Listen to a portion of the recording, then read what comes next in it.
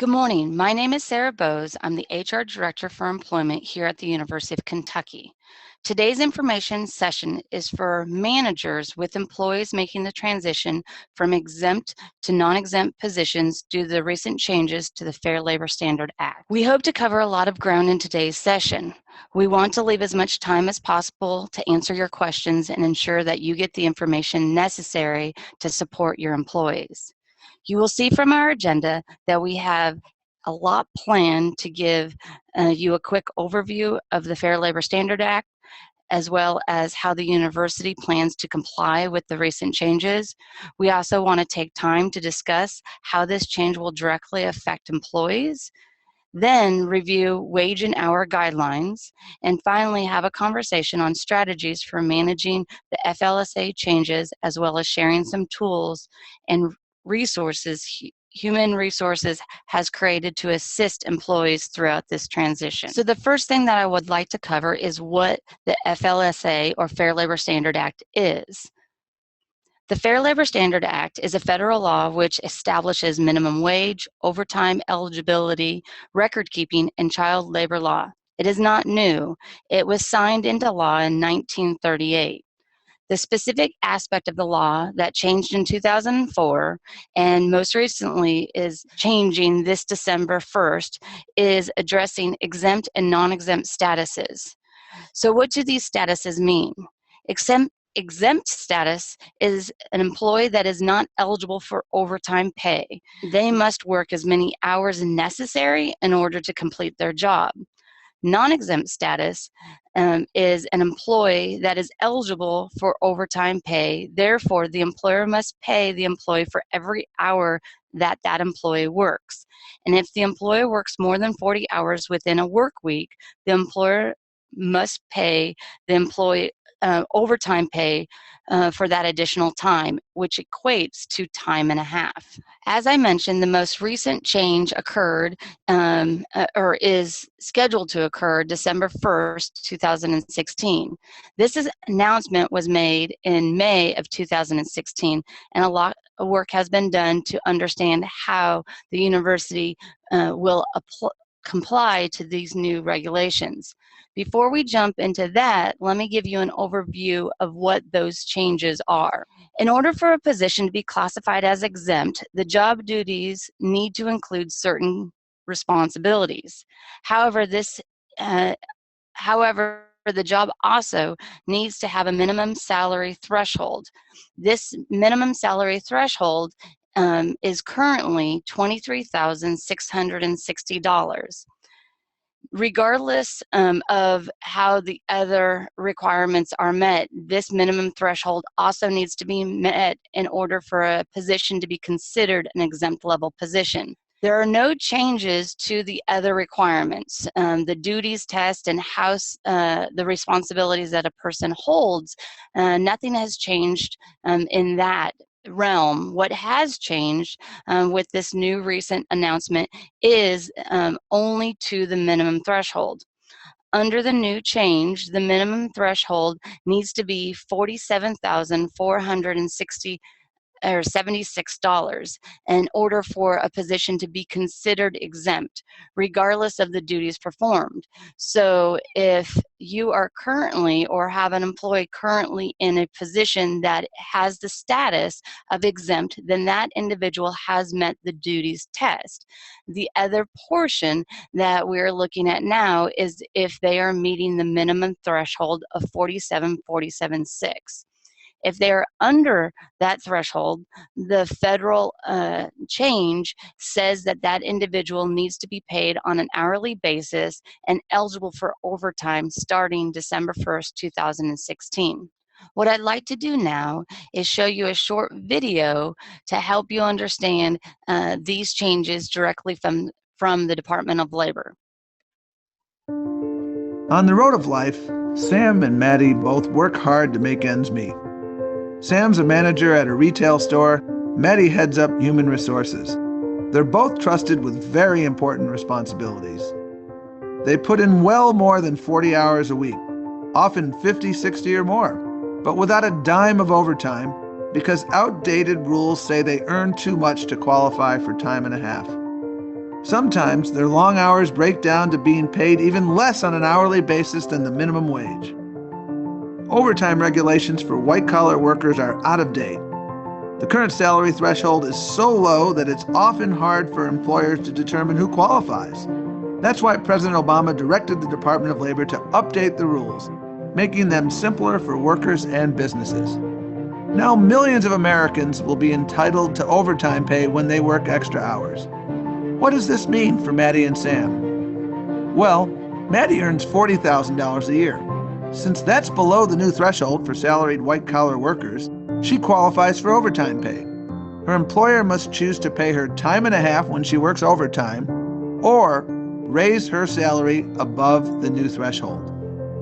Maddie always works hard to meet the needs of her employer, but without a bump up to the new salary level, now working extra hours equals extra pay.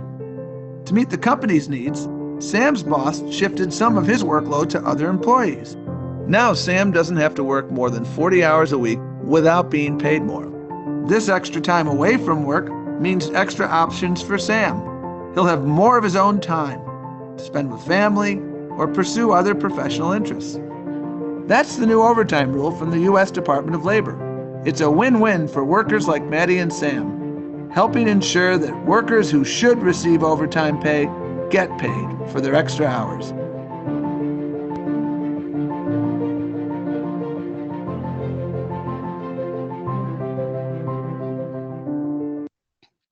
Now that we understand the changes to the federal law, let's discuss how UK will comply with these changes. The first thing that I think it's important for us to share is that our leadership provided us some guiding principles of how we needed to make the best decisions for the university. Making the decisions at the lowest level possible was important for our leadership.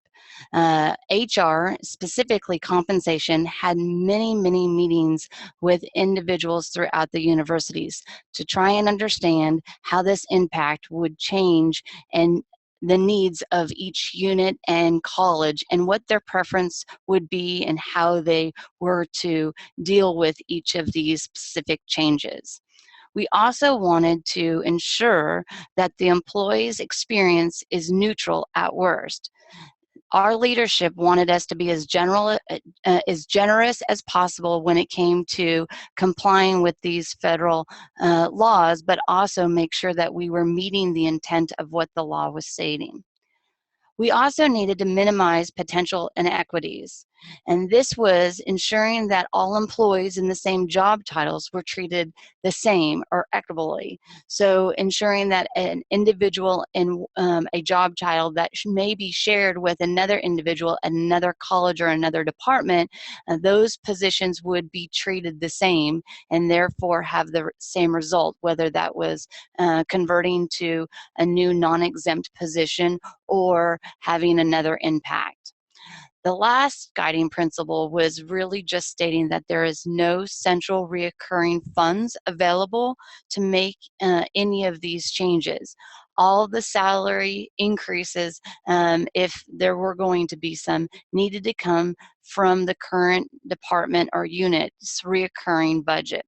The next thing that we did after these guiding principles were laid out was try to understand what was naturally occurring within our salary ranges. The majority of employees in positions at grade level 36 to 43 have a salary that is less than 47.6. And beginning with grade level 44, the majority of employees in those positions had a salary of more than 47.6, and that was positions that were classified as exempt. So if you look at this data, you can see the first couple of grade levels, 7 through 9, are hospital grade levels. For campus grade levels, grades 40 to 44, these were really just showcasing how that breakdown happened. So you can see at grade level 40 that 100% of exempt level positions were below the new threshold of 47.6. You can see that starts to change in grade 41. However, we only have 7% of those individuals in at or above the new threshold. And you really see the change occur in the 42s and 43s, but in 44s is where we make more than 50%. And we have actually 77% of those individuals above the new threshold of 47.6 and only 23 below it. Looking at additional data, we also knew that whatever decision was made, we needed to consider salary compression and equity issues. To better understand this, let's look at the salary scale for campus. So you can see from here, the grades 36 all the way down to 54 are on the left-hand side, the minimum of the grade level, and then you go all the way to the right where they have the annual max. If we were to look at grade 40, we do have some individuals in exempt level positions here, but you can see that every single individual in that grade that's an exempt status would have to be paid more than the max. That's a lot to take in and really undoable when you think about why we have salary ranges.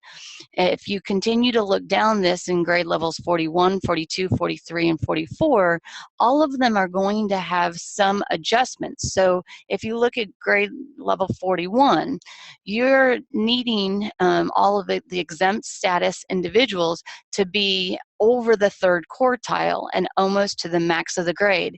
And this is regardless of how many years of education and experience that they have. Someone that barely meets the minimum of the minimum qualifications would need to make over the third quartile, just like someone that would be at the max of the grade and maybe having 30 plus years of education and experience combined. That's where salary compression really came into a factor. Even if we look at grade 43, you would have to bring someone almost in at the, or you would have to bring someone in at the midpoint of the grade in order to meet the new threshold of 47.6, regardless of the years of experience and education that they bring. So the plan to comply with the federal law, we decided that all positions up through grade 43 would be reclassified to non-exempt and paid hourly. You can also see that grade levels 44 and higher may have salary thresholds that were below the new threshold of 47.6. What we then looked at is parameters that needed to be in place to best understand if that individual needed to have their salary brought up so that they could stay exempt, or if those job titles also needed to be converted to non-exempt. The first of those parameters was that the position needed to be at 0.75 or higher. And this is because the overall intent of the law says that it doesn't matter how much the employee is scheduled to work, there's no prorating that minimum threshold. And so we really needed to make sure that we were dealing with individuals that were at least at a 0.75 FTE, and that were within $5,000 of that new threshold. So that was the first parameter.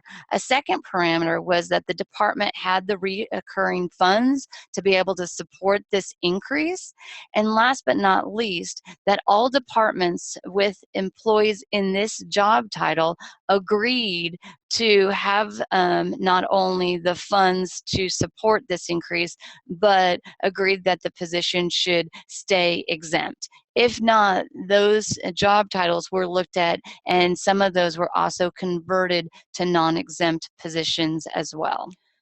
It was necessary for us to make sure that if they did meet these parameters, that they also got the approval of the provost, the EVP FA, EVP HA, or president. And that was for us to all be on the same page with our leadership, that these changes were going to have the support across all leadership levels.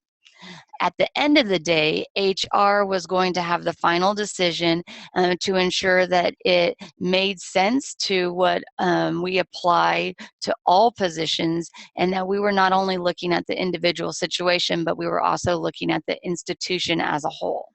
So the next area that I want to cover is how will employees in positions reclassified to non-exempt be affected? Let me go ahead and highlight some of the aspects of employees that will not change. So employees' annual pay will remain the same. Employees' eligibility for benefits will remain the same. Employees' accruals will remain the same. Many individuals are concerned because a non-exempt and exempt level position have different vacation accruals when they start in the position. It was a decision made by leadership that all accruals will remain the same as they transition to the new non-exempt position. That means if you just started a non-exempt position and have an employee that may be in this position for a year or less, or maybe a couple years, they started with 15 years of vacation, or 15 days of vacation. These 15 days will remain even as they move to a non-exempt position. There was a practice that after 5 years of accruing 15 days of vacation, you would pop up to 20 days of vacation starting that 6th year. They will still be on that track to accrue those additional days after 5 years in position. That will remain the same. Employees in these positions will also have the same opportunities for professional development. This includes travel. You will still be eligible for flexible work arrangements and maintain the same job responsibilities. Now let's talk about some of the things that will change. The first and the most important is that individuals in these new non-exempt positions were used to doing as much and producing as much work as necessary in order to get the job done. So that may mean that they worked 40 hours in a week. It might also mean that they worked 50, and for special situations, 60 hours a week. What will occur now in the new non-exempt position, they will need to receive overtime pay for any hours that are worked beyond 40 hours. The overtime hours must be approved, and the overtime pay must be paid at time and a half. These individuals were used to being paid monthly. They will now be paid on a biweekly pay schedule, and they will need to enter their time in order to receive payment. They were used to only entering leave requests for vacation and holidays and sick leave. However, they will need to continue to enter those, but they will also need to enter working time. So if they worked 40 hours and had no leaves on that particular pay period, they will need to ensure that they enter that time in order for them to be paid. A big situation for supervisors and managers, and you'll see that this is in red and underlined, is that the manager will need to approve that time in order for the individual to be paid. So not only does the individual need to enter their time, but the supervisor and manager will need to approve that time in order for the employee to be paid the time that is due to them. So now let's talk about how employees' pay will change. as I said, their annual salary will remain the same. However, this will need to be converted to an hourly rate because they will be paid hourly. So you'll see an example of someone that's being paid $40,000 a year.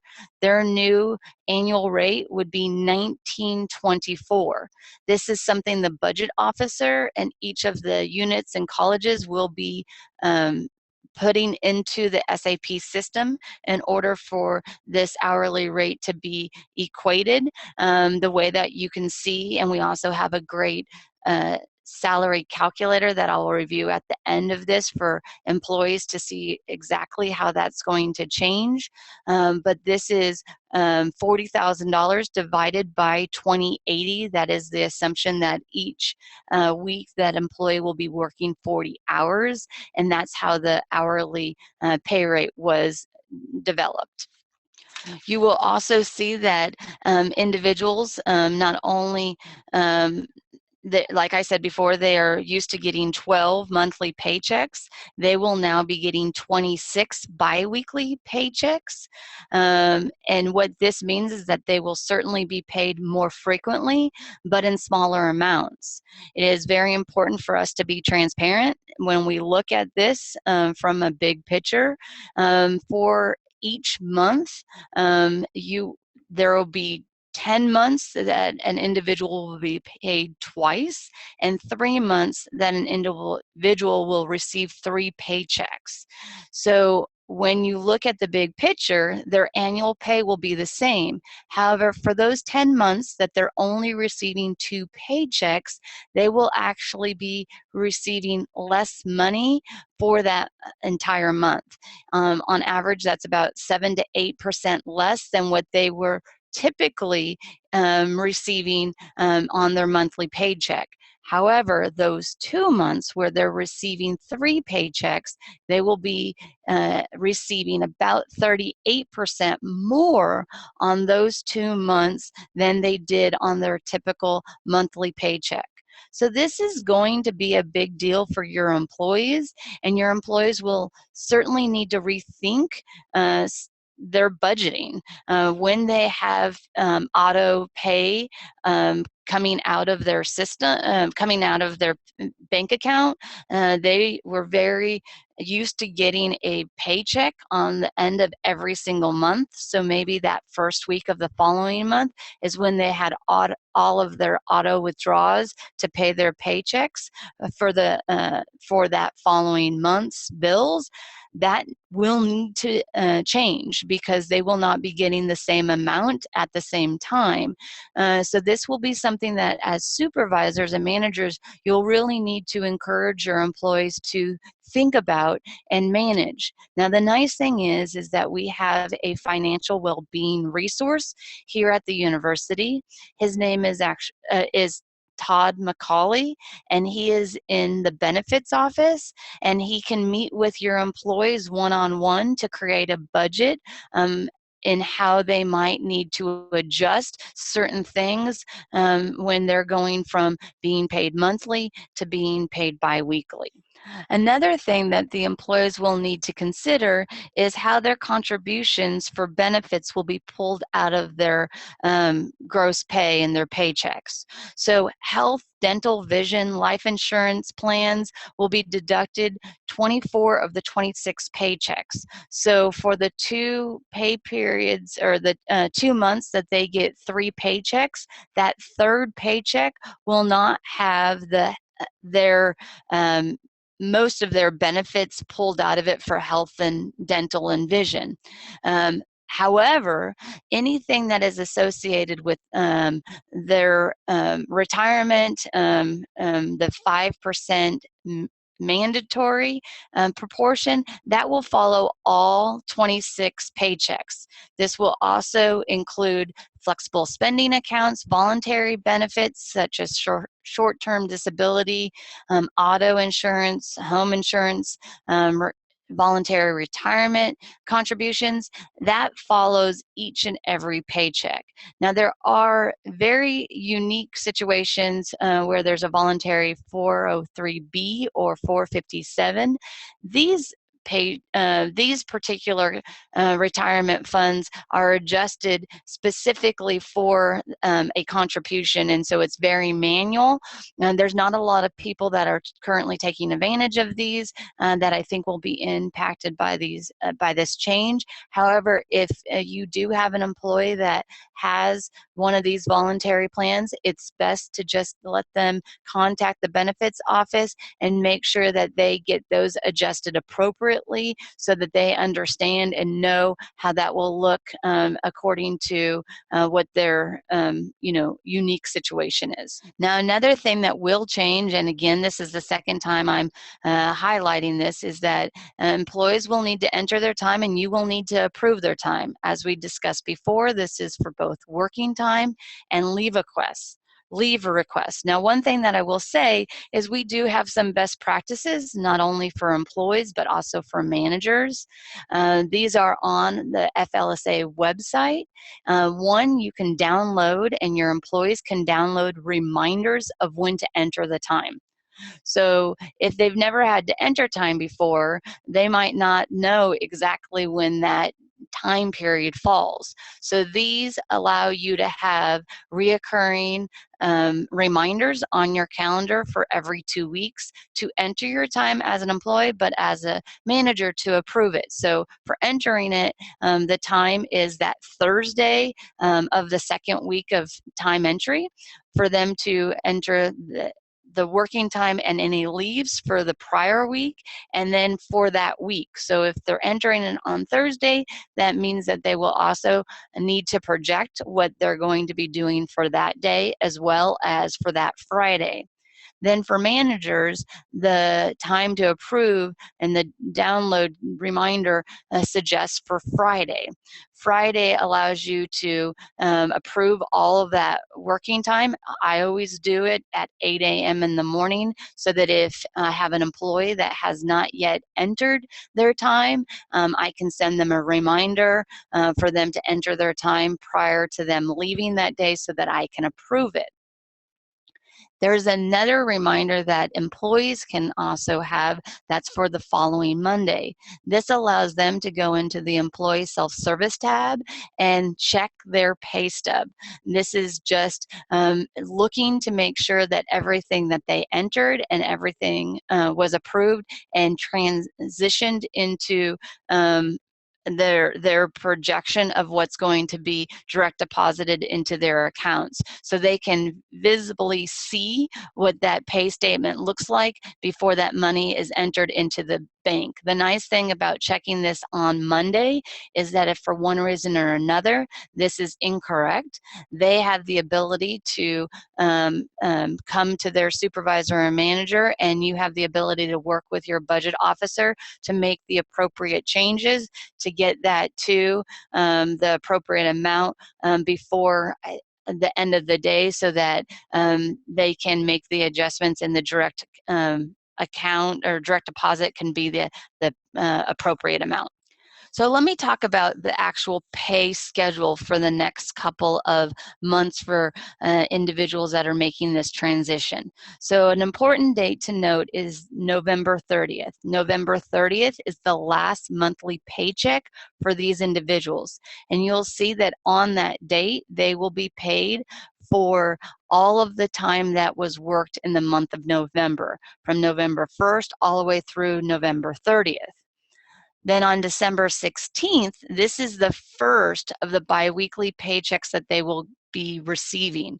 However, you'll see that this is only for the work that they completed during December 1st through the 10th, which is 7 working days.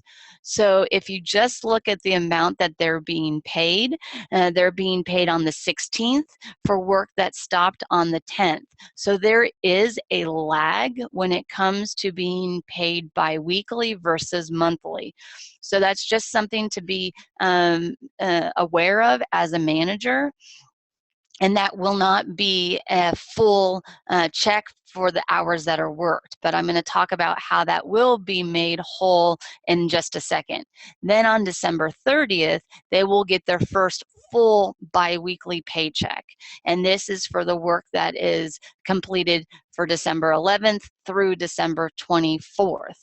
And then so on for January 13th. This will be the rhythm that they will get into, but you will also see that the lag will continue, that on the January 13th, they will only be getting the work that is rendered through January 7th. Now, going back to our guiding principles, one thing that our leadership wanted to ensure is that everyone going through this conversion was in a situation that the worst case scenario would be that they would have neutral impact to their pay, and that's the worst case scenario. What leadership approved was a transitional payment of 1 week's pay, and this transitional payment is to assist and support individuals going from being paid monthly to being paid bi-weekly. And this transitional payment, as I said, is 1 week's pay, and it will occur and come on the pay statement of December 16th. So that is the pay that they were only going to get 7 working days. Now they will be actually getting 12 working days, or what the equivalent of 12 working days is, because they will get that transitional payment. So that will be a little bit more than what they will traditionally get starting December 30th. And as I said, this is to really assist employees transitioning from monthly to biweekly pay scale, or pay schedule, I should say. So the next area that I want us to touch on is wage and hour guidelines. Now, the first thing that I can say is wage and hour guidelines are not just applicable for non-exempt staff. There are some tighter nuances with that we'll discuss, but some of the things that we're going to talk about are important for non-exempt and exempt staff. So what we're going to cover are breaks, lunches, work time, and travel time. So breaks. Breaks is something that all non-exempt and exempt staff and all employees have the right to have. And what this means is it is a 15-minute break every 4 hours worked. This is where an employee is relieved of the duties that they have to do, especially if you have someone that is working with the public in a front counter type of position, for them to be able to step away, or for them to be able to step away from the work that they're doing at their desk.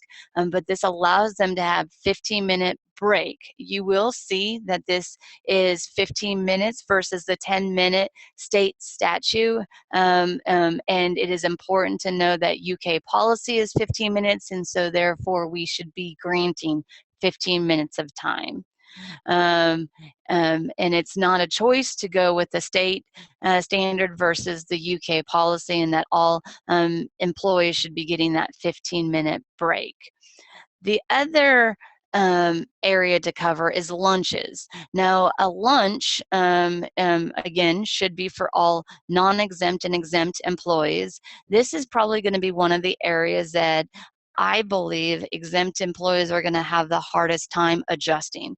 Typically, what an exempt employee that I have seen has a habit of is working at their desk through their lunch period, maybe checking emails, looking at a presentation that they're about to give, or something of that sort.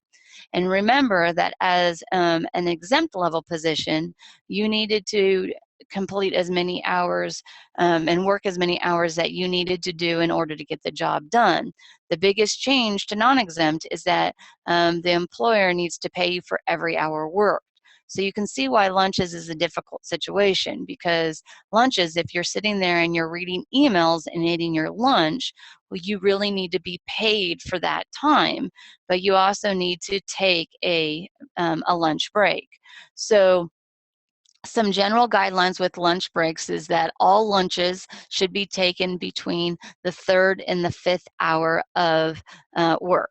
So if you're working less than 5 hours, there is no need for an employee to take a lunch break, but they do need to take that or a lunch period, but they do need to take a break period. Break periods are paid time. Lunches are non-paid time. UK policy is that they have to take a minimum of a 30-minute lunch, and that lunch can be longer. And if you think about it and you think about just the general operations of a unit, if you have operational hours from 8 to 5, if you had one employee that was responsible for covering that, if they took a 30-minute lunch, one, you would have to find someone to cover the operation hours for that 30 minutes, but that doesn't give you enough time to cover the 8 to 5 hours. So you would have to give it minimally an hour lunch in order to cover the bookends of that of those operational hours. So as a manager, those are some things that you really need to keep in mind. You might have depended on your exempt level positions to fill in to provide some cover during the lunch periods, but that might be something that you need to be mindful of how you have individuals ready to provide the unit coverage and availability during that time. One best practice that I can share with you is just blocking off those times. We'll talk a little bit more about that and what those benefits are in future slides, but I did want to just bring that up now. The other thing to consider when thinking about wage and hour guidelines is what the UK standard work week is. And this really comes into play when we're thinking about flex time and alternate work arrangements. So the standard work week is Sunday from midnight 01 through Saturday at midnight. And remember that any hours worked over 40 will be considered overtime in that standard work week. Again, over time hours need to be approved and they need to be paid at time and a half. When this becomes a little tricky is when we're talking about flex time. So the university very much supports flex time. And what is flex time? Flex time is when you allow your employee to maybe work a longer day and then have another day within that standard work week that's shorter, so that at the end of the work week they're only working 40 hours. An example that I can share with you on a personal note is that I had an employee that needed to cover an event on Saturday. The event was Saturday morning, and so what we had decided is that there was definitely enough flexibility in his work week that he could leave 4 hours early on Friday in order to attend that 4-hour event on Sunday. And so we were able to flex that time, not accrue any overtime. He enjoyed having getting the opportunity to leave a little bit early on Friday, and was more than willing to come in and do the event on Saturday. Well, a couple of weeks later, we had another request for a very similar event, but this time the event was on Sunday and not Saturday.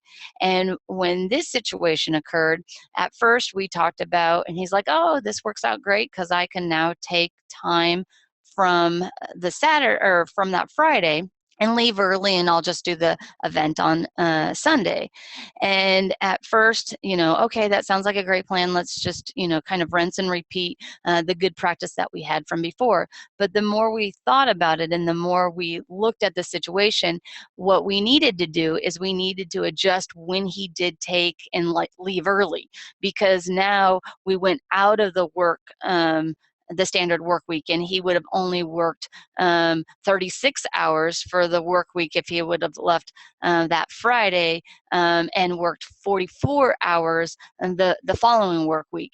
And flex time can't go from one work week to another.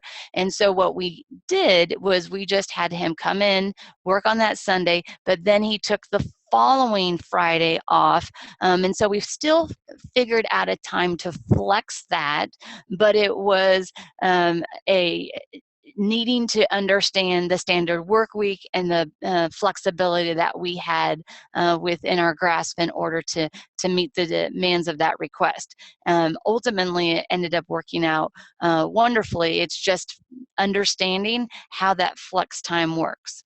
Now, it is important to note that we at the university have no comp time. Comp time is something that I believe the state has, and from a previous presentation I've given, was told that the state is actually looking to do away with comp time. And comp time is where you can take it at a future time. You don't have to take it within that work week, but it has to be time that is time and a half. And so they have to work or look at it very different. The university does not have comp time. However, we very much support and have flex time. It's also important to note that wage and hour guidelines do not limit an individual from having a flexible schedule or working from home or any type of other alternative work arrangement that you may currently have with your employees or think about having future setups. The next thing that we need to discuss is travel time.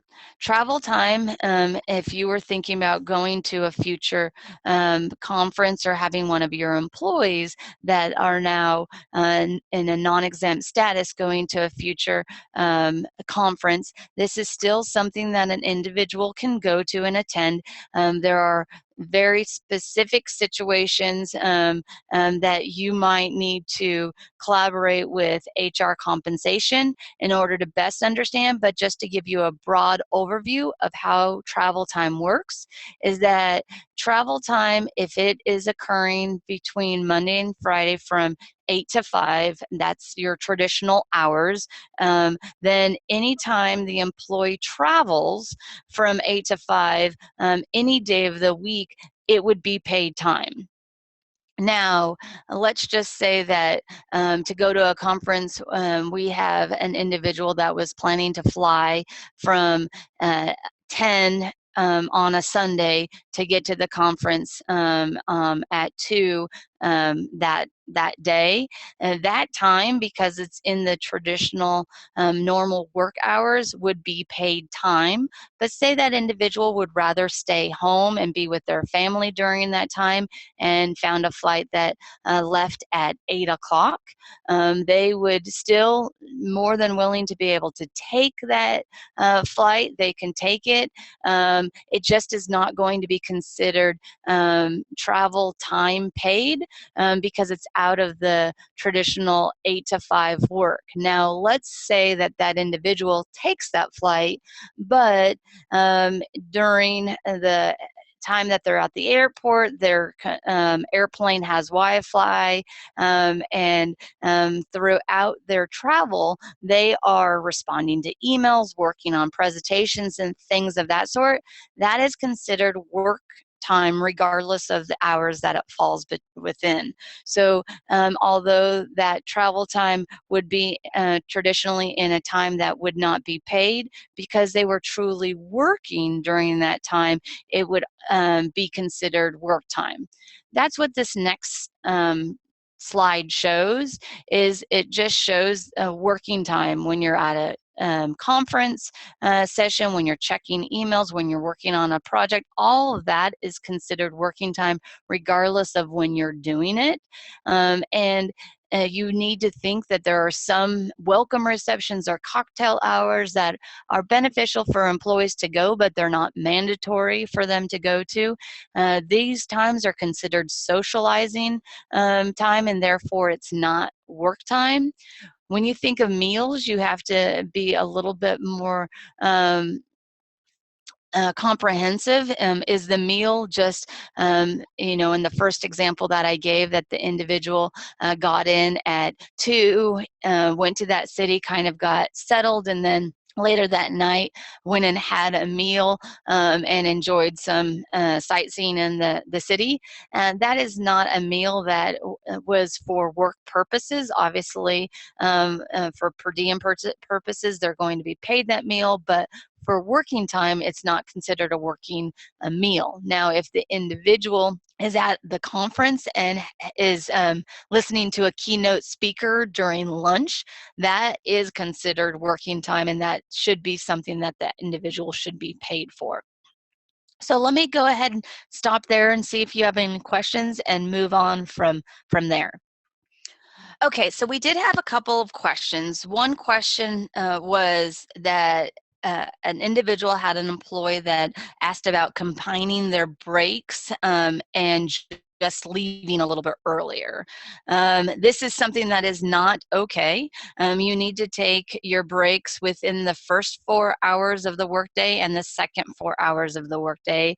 They can't be combined with lunch. They can't be combined so that you can come in late or leave early. They are designed so that when the individual is working, they would be relieved of those work duties, take a break, and then be refreshed with the intent of being refreshed and then coming back and being more productive when they do work. So your staff might have some very creative ways of thinking about breaks and lunches if this is something that they've always had to manage differently in the past. But it's something that if you have any questions or concerns, HR compensation is going to be your best resource for those unique questions. But I can tell you, thinking about combining breaks or lunches is certainly not allowable. But if you have other questions, feel free to reach out to HR compensation. Another question that is actually from a previous discussion when we were talking about that transitional payment, the question came up of how that one week's pay will be funded for the transitional payment. This is coming out of central funds, and so the budget officers will need to help to ensure that the appropriate payments get completed. However, this is going to be a load that is centrally done and coming from centrally funds. So thank you so much for those questions, and if you have any additional questions, this session is guided to give you as much information as possible in order for you to be successful with these transitions. Now, the last section that we have is strategies to consider for managing FLSA changes. Much of what we talked about is in these slides, but I want to take some additional time in order to reiterate and provide some additional resources that you might want to take advantage of before December 1st and when your employees start this transition. So first and foremost, make sure your employees get paid correctly and on time. So that certainly means that they need to enter the time, which is something that they've never had to do except for leave requests in the past. And it also means that you have to approve the time. This going into the holidays is going to be very tricky because some people are going to be taking time off. So think about that ahead of time. You might need and ask your employees to enter the time earlier than what is recommended because they are also taking vacation. So work with your budget officer if you need any delegation privileges. They should be able to help you set that off if you're going to be on vacation. But we do want to make sure that you put the appropriate energy and effort into ensuring that all your employees that are making this transition are paid correctly. Another thing that you can do is there are videos that are on the FLSA website, not only for employees to review of how to enter the time, but also there are time approval videos for you as the manager. So you have approved leave requests up to this point, and that might be something that you very much know how to do, but how does that compare to approving working time? It is a different tab. There are a lot of similarities, but you want to make sure that you understand how to do that, and watching this video will give you some insight in what you need to do. I mentioned downloading the reminders for your payroll calendar, just so that you know when to approve, your employees know when to enter the time. Those are on our website, which I'll point out when we review our website at the end of this session. The next thing that I think you need to do as a manager is really work with your employees to develop a plan of how to be successful with their new 40-hour work week. This is going to be tough. If you've had the flexibility of how you do your work, and sometimes you work 45 hours and it's not a big deal, they have to be more efficient with their time. And so you need to work with them to understand all the wage and hour guidelines, and that aspect of eating lunch while they're checking their computer is going to be something that is not a best practice, because we have to pay them for all hours that are worked. So for them to understand the overall wage and hour guidelines is going to be critical.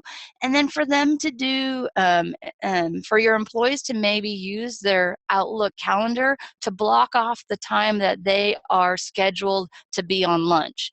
This is a great practice, mainly so that you as the manager don't ask them or invite them to a meeting that they need to attend, and you just if you have 5 different employees and they all take staggered lunches so that they could provide the best coverage for their operational hours, that's a great practice. But then trying to find a time for you to huddle with that group during the lunch period might be a little difficult. So having them put on when they are actually taking those lunch breaks will allow everyone to respect that time and allow them to be successful in taking a lunch and taking breaks. And then also set the expectation of how to check and respond to emails after hours. We all have smartphones, and smartphones have the wonderful ability for us to check and respond to email really anywhere we are. And this is something that I think is going to be difficult, because normally when an individual gets an email, they want to, one, see what it is and see if it's something that they need to respond to right away. But also, if they're going to the new non-exempt timing and they only are going to be working 40 hours, this also goes to checking emails after hours. So we have a couple of videos on the FLSA websites that allows them to turn off their push notifications. This is that little red bubble that lights up next to your email icon that says, oh, you just got one new email message, 2 new email messages. This is something that you can turn off. It's very much encouraged for vacation. I know for me personally, going on vacation the first couple of days, I think I get a lot of anxiety of just seeing that number increase and increase and increase. For the most part, the opposite of what a vacation should do, building anxiety with that. So turning off that push notification allows an individual not to see work that needs to be done when they are outside of those normal work hours. Also, as managers and supervisors, you might need to change some of your habits of when you're sending an email out to your employees. A lot of people, the after hours is the only time they can actually address email, and I understand that and appreciate that.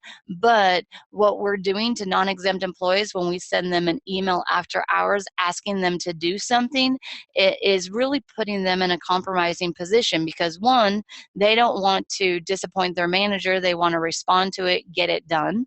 But also, it's very difficult for them to respond to it if they are abiding by their new non-exempt wage and hour guidelines. So for managers, what I would recommend is you can do a couple of different things. There is an option in email that before you send it, you can actually create a delayed response. So you can send an email out or craft an email, say at 8 p.m. at night, and have it delayed to not send to your team until 8 or 9 the next morning. That's an option that you can use, or you can draft your emails and just send them when you enter the working hours. But just to be respectful that this is something that they're going to have a very difficult time understanding and managing. And so the more support that you can provide with not, sending them and baiting them to respond during off or outside of their work week would be a very helpful process and practice for you.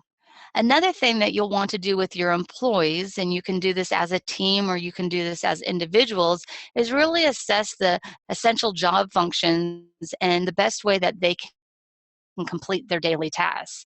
When you didn't have limitations of what needed to get done because everything was expected to be done, and you had all the time in the world to get it done, then this wasn't as important. But now that there's much tighter parameters on how individuals need to accomplish their daily tasks, it might be a good time for you to sit down and just outline what are the high priorities and lower priorities of functions that that individual is responsible for. So if they had to get everything done, what do they need to do first in order to, if something was not to get completed in a day, what that something would be, and that it would be okay, and what the reality of it is to maybe a new turnaround time for that priority to get accomplished.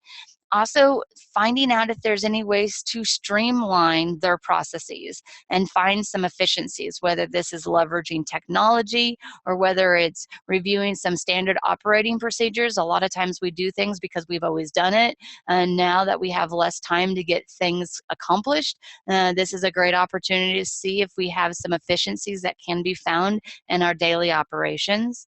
And then last but not least, as just best practices, is thinking about your customer expectations. What is the standard turnaround time, and does this need to be expanded or changed based on these new parameters for your employees? Do you need to say that you used to have a 24-hour turnaround, but now, knowing that we're going to have a limit of when people can complete their work, that turnaround time might need to be a 36-hour turnaround time versus a 24-hour turnaround time. So these are things that you'll need to consider and work with your team in a collaborative way to best be able to make them successful of getting done their daily tasks. You'll also want to really think about options for workplace flexibility.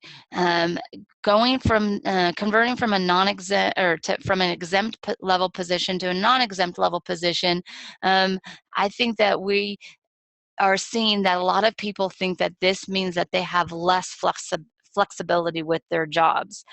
This does not need to be the case. You need to think about what flexibility looks like for non-exempt level positions and create some protocols around how and when flex time can be used. We use flex time a lot in human resources, and specifically in my department.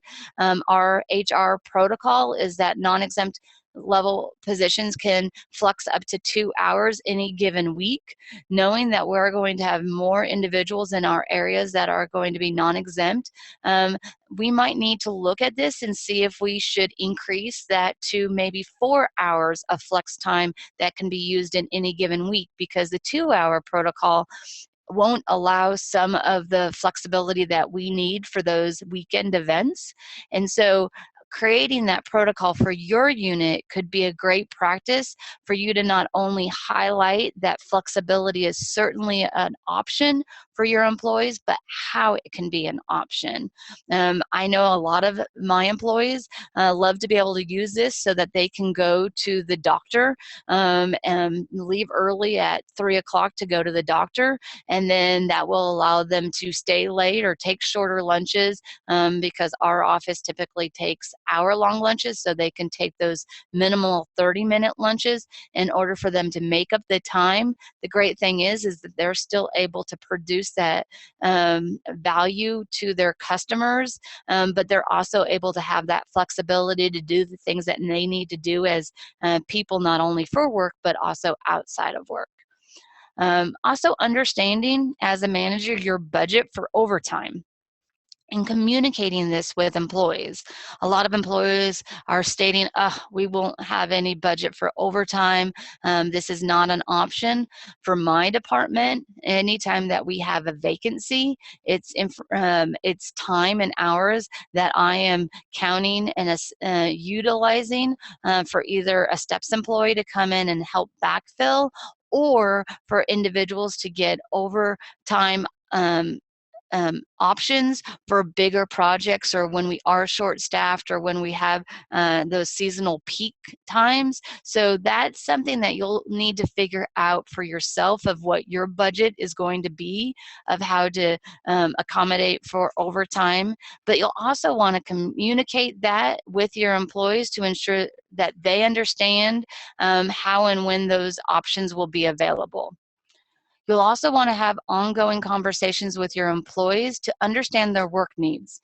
It is very difficult as an employee to let them know, uh, or to let their supervisor know that their workload is too much for them. So these are going to be conversations that you as a manager will want to really understand and have with your employees, so that they can share with you if they need extra support or those overtime hours in order to get their work days accomplished. The next thing that I want to just take a couple minutes to talk about is morale.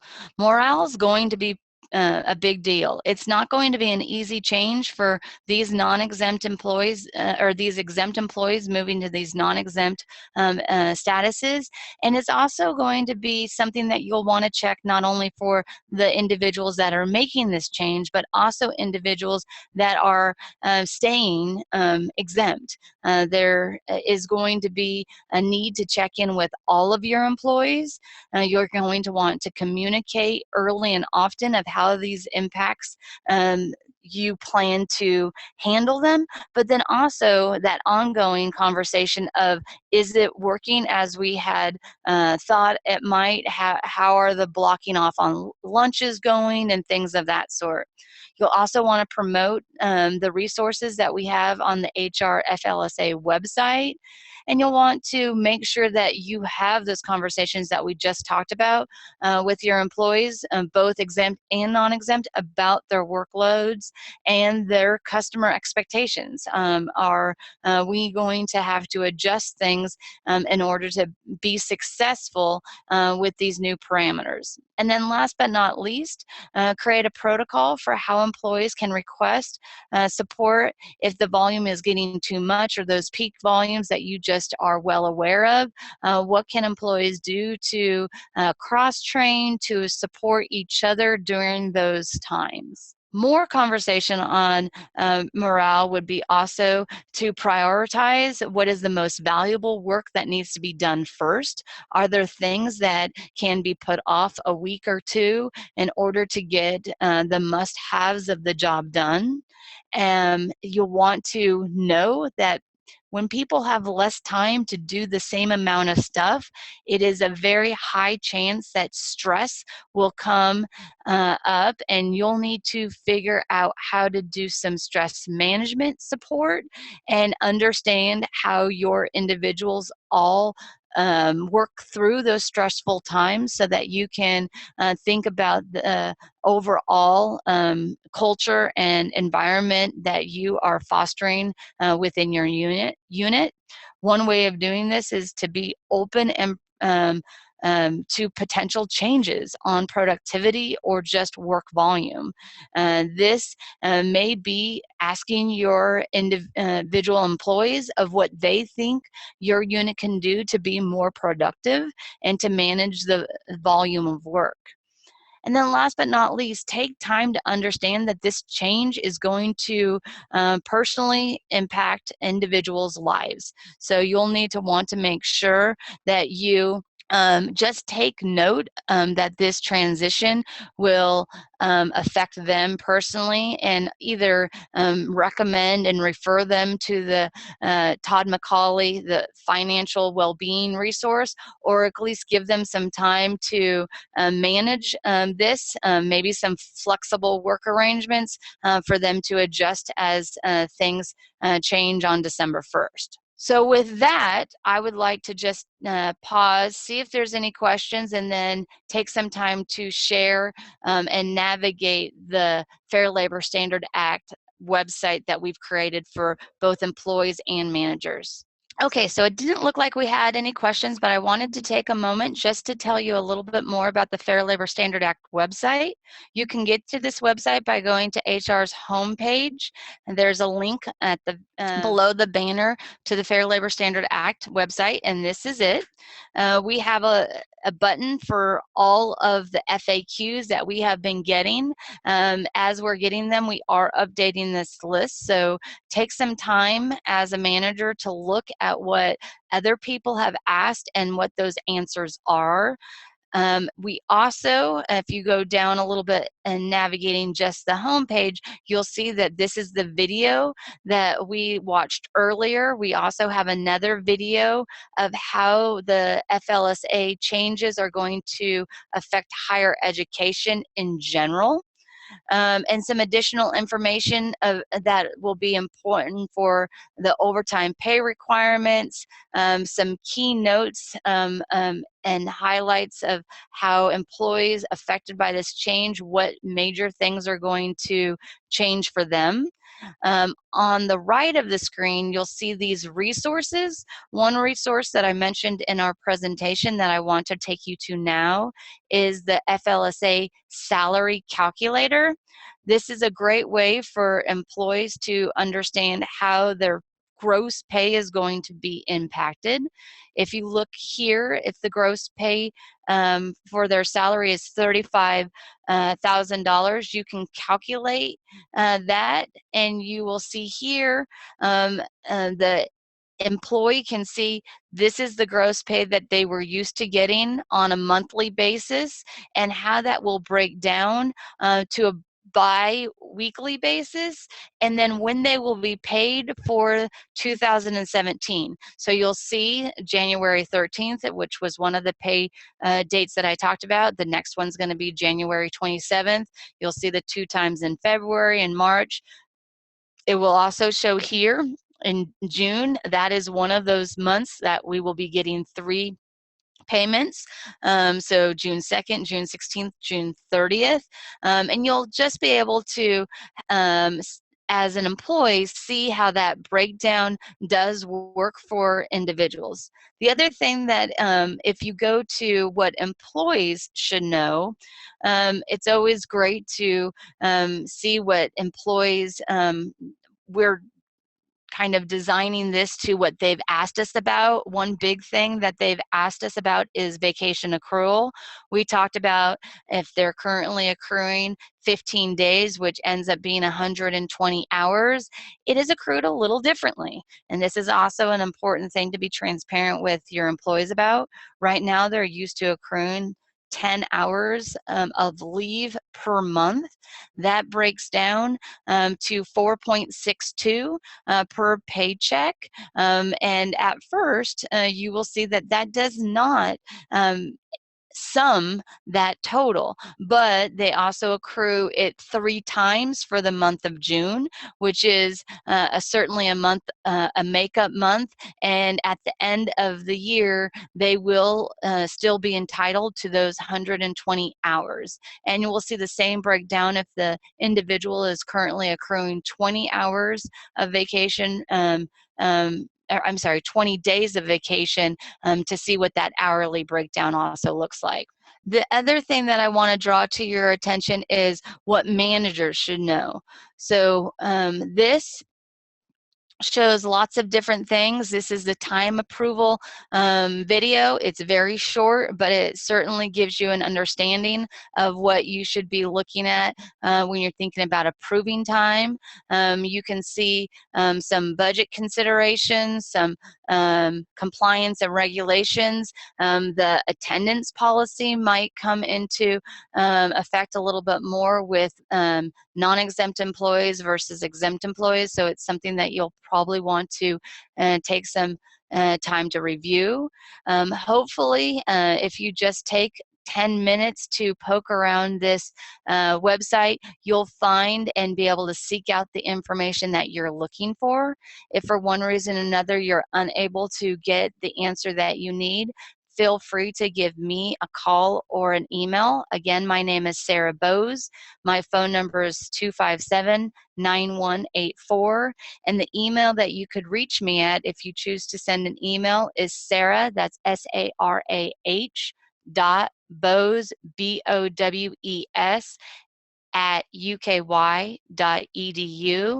That's all I had for today's session. I hope that you found that it was informational. And if you need anything, please don't hesitate to send me an email. Thanks so much. Bye now.